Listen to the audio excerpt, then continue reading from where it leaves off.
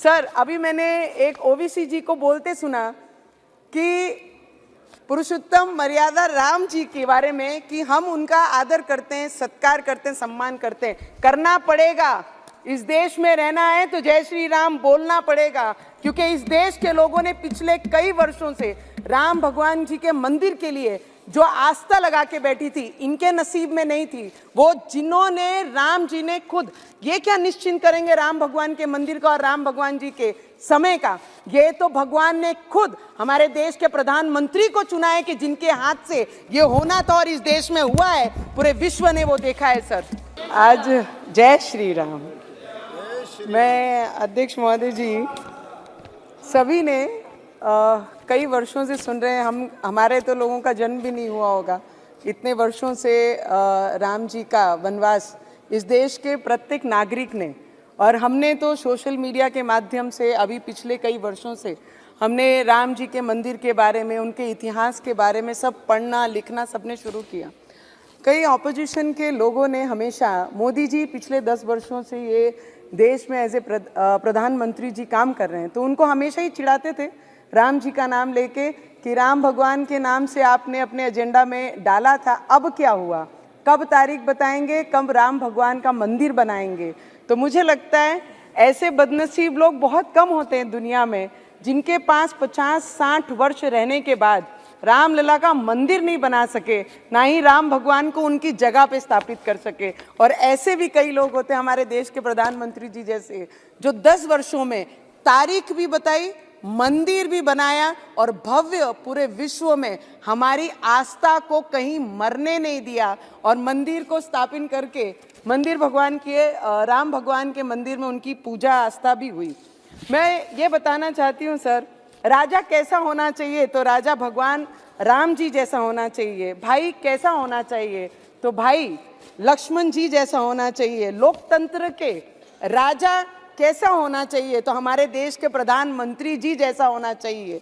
ये देश का बच्चा बच्चा कह रहा है सर, ये हमारी आवाज़ नहीं, इस देश में रहने वाला हर व्यक्ति जो भगवान में आस्था रखता है, जिनका विश्वास है राम भगवान जी के लिए, जिनकी आंखों में आस थी कि कोई ऐसा आएगा जिनके हाथ से ये होगा, और लोकतंत्र का मजबूत करने वाले भाई कैसे होने चाहिए, तो इस देश के गृह मंत्री अमित शाह जी जैसे होने चाहिए।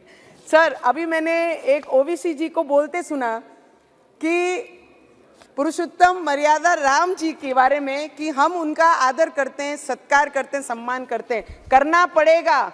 इस देश में रहना है तो जय श्री राम बोलना पड़ेगा, क्योंकि इस देश के लोगों ने पिछले कई वर्षों से राम भगवान जी के मंदिर के लिए जो आस्था लगा के बैठी थी, इनके नसीब में नहीं थी। वो जिन्होंने, राम जी ने खुद ये क्या निश्चिंत करेंगे राम भगवान के मंदिर का और राम भगवान जी के समय का, ये तो भगवान ने खुद हमारे देश के प्रधानमंत्री को चुना है कि जिनके हाथ से ये होना था और इस देश में हुआ है, पूरे विश्व ने वो देखा है। सर, बहुत सुंदर है सर। 4 लाइन कहना चाहूंगी मैं कि तब राम मिले थे लक्ष्मण को सेवा में, अब राम मिले हैं राष्ट्र के सेवा करने से।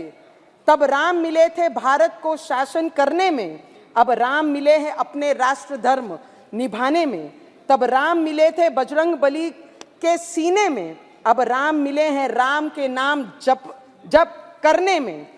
तब राम मिले थे शबरी की झूठे बेर खिलाने में, अब राम मिले हैं भूखे को भोजन करने से।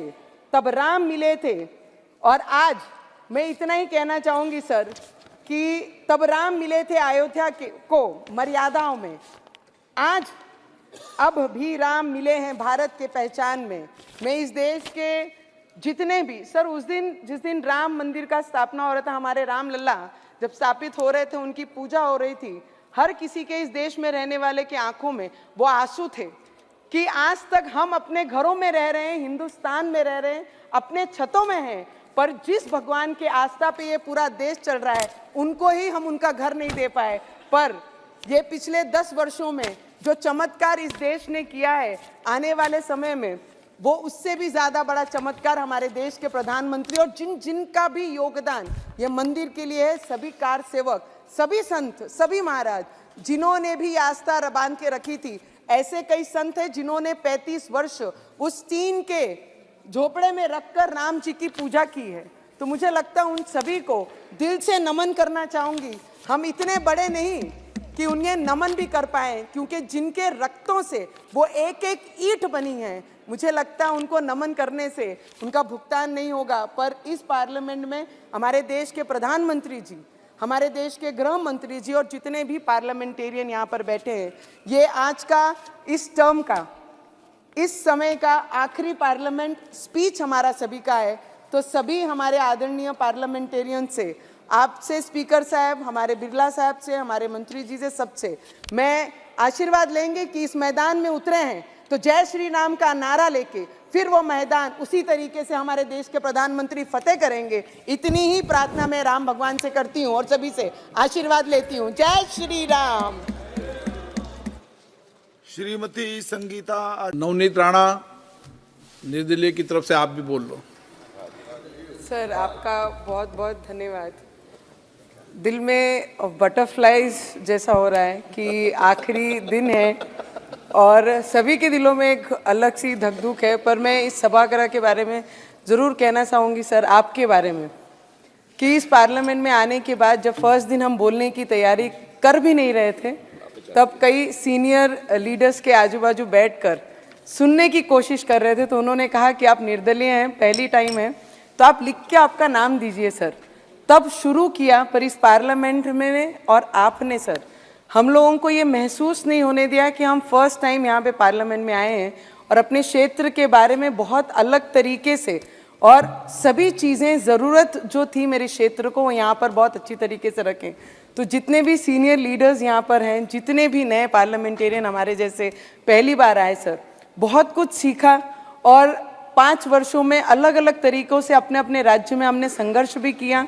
बहुत कुछ आगे अपने राज्य को, अपने क्षेत्र को लेके जाने के लिए बहुत कुछ सीखा।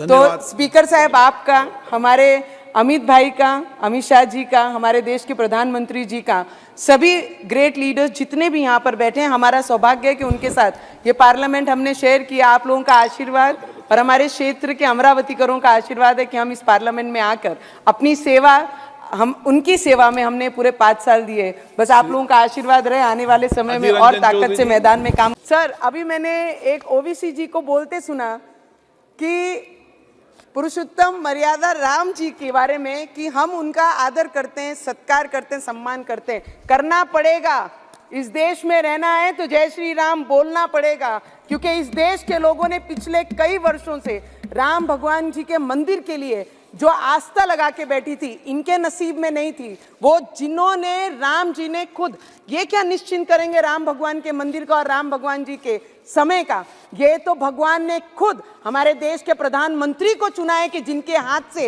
ये होना था और इस देश में हुआ है, पूरे विश्व ने वो देखा है सर।